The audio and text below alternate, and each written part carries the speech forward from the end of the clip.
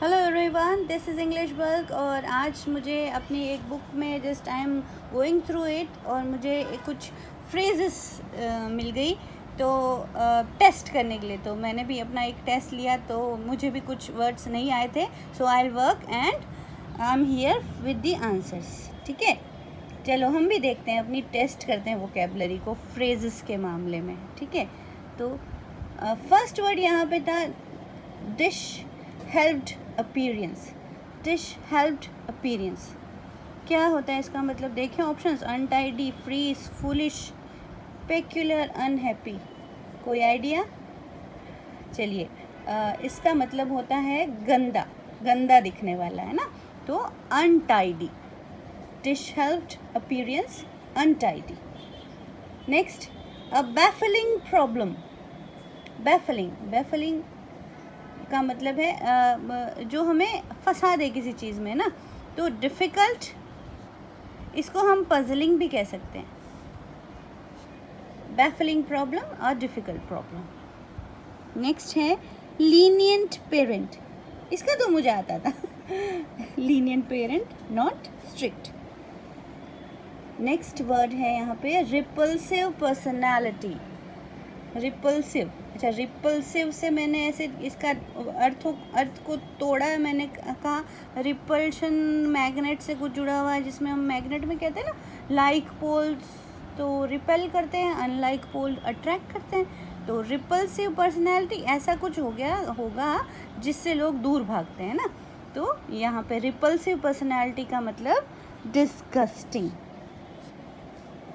Next, audacious attempt.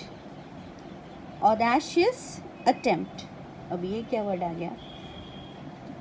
इसका नाम है कि बहुत ज़्यादा बोल्ड अटेम्प्ट।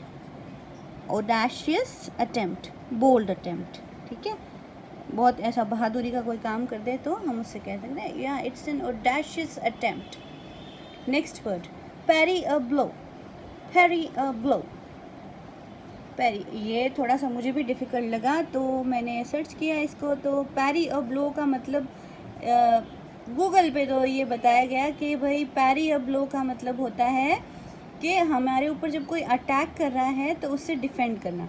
तो इस फ्रेज़ का मतलब एक फ्रेज़ में ही दिया हुआ है, वार्ड ऑफ। ठीक है, ऐसा मुझे कुछ मिला नहीं कि भाई हम पे जो पैरी अ ब्लो क्या मीनिंग है इसका, कि जब हम पे कोई अटैक कर रहा है तो हम उससे अपने डिफेंड में वापस से धक्का दे दें, है ना, बचने के लिए। तो ward off, ward off. Prevalent disease. Prevalent disease क्या होता है? प्रीवैलेंट का मतलब है जो सब जगह फैला हुआ है ना। तो प्रीवैलेंट जो सब जगह फैला हुआ बीमारी, तो wide spread, prevalent wide spread. Ominous report. Ominous report, अब ओमनियस का वर्ड का मतलब होता है जो सब जगह प्रेजेंट है। जैसे मैं कहूँ गॉड इज़ ओमनियस प्रेजेंट, तो ओमनियस का मतलब यहाँ पे क्या हो गया फिर? क्या ऑप्शन है हमारे पास? Loud, threatening. थ्रेटनिंग का मतलब तो डरा देने वाला। अनट्रू मतलब जो सच नहीं है, सीरियस तो नहीं बैठेगा। अनप्लीजेंट का मतलब तो बुरा हुआ। तो ओमनियस रिपोर्ट, ओमनियस का मतलब मुझे पता था, जो मैंने एक लाइन सुनी थी, गॉड इज़ ओमनियस प्रेजेंट, तो ओमनियस मतलब सब जगह।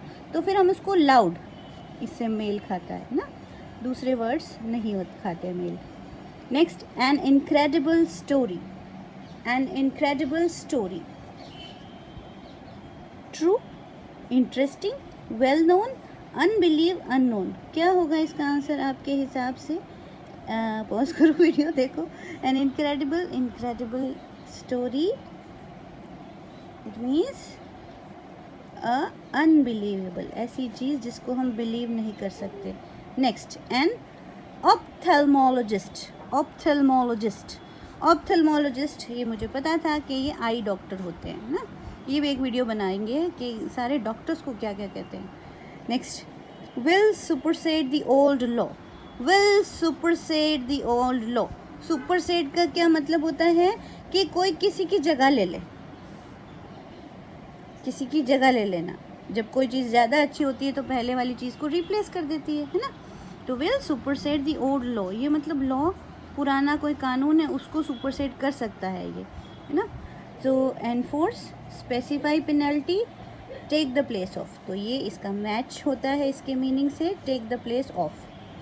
N anonymous donor, anonymous donor, donor donation करने वाला, ऐसा डोनेट करने वाला इंसान जिसको कोई जाने ही नहीं।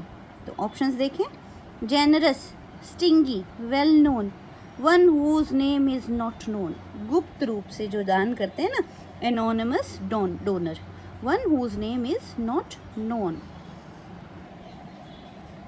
Performed an autopsy, performed an autopsy, autopsy क्या होता है? ऑटोप्सी होता है पोस्टमार्टम करना, है ना, किसी की डेथ का कारण जानने के लिए जो पोस्टमार्टम होता है उसको हम ऑटोप्सी कहते हैं। तो यहाँ पे ऑप्शंस देखें हम, examining of a living tissue, examination of a corpse, determine the cause of death, process in the manufacture of optical lens, operation to cure organic disease. ये नहीं होगा, इसका मतलब हमें पता है कॉर्प्स, कॉर्प्स क्या होता है? डेड बॉडी, शव, है ना। तो examination of a corpse to determine the cause of death, autopsy. Next, indefatigable worker, defatigable, देख फैटिग, फैटिग इसमें वर्ड आ रहा है ना, ये थकान से मिलता जुलता है। तो इनडिफैटिग कुछ ऑपोजिट कुछ चीज़ होगी, है ना।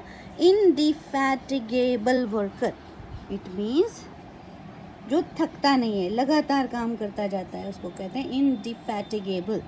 सो well paid, tired, skilful, tireless, tireless is the correct answer for this.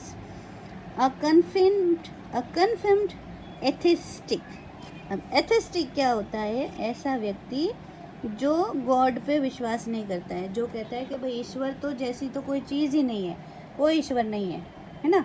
A confirm atheistic,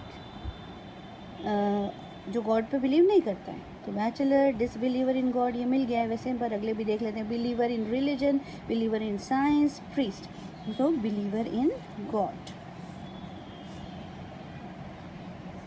तो ये कुछ क्वेश्चंस थे जो हमारे फ्रेजेस का, फ्रेजेस आजकल हर एग्ज़ाम में पूछे जाते हैं। तो अब मैं कोशिश यही करूँगी कि मैं कुछ वीडियोस फ्रेजेस का और ईडियम्स का ही बनाऊँ, तो क्योंकि ये हर एग्ज़ाम में पूछे जाते हैं, गवर्नमेंट जॉब्स में भी पूछे जाते हैं। और ये जो आप गेस कर सकते हैं इस बुक का नाम, तो मुझे कमेंट कीजिए।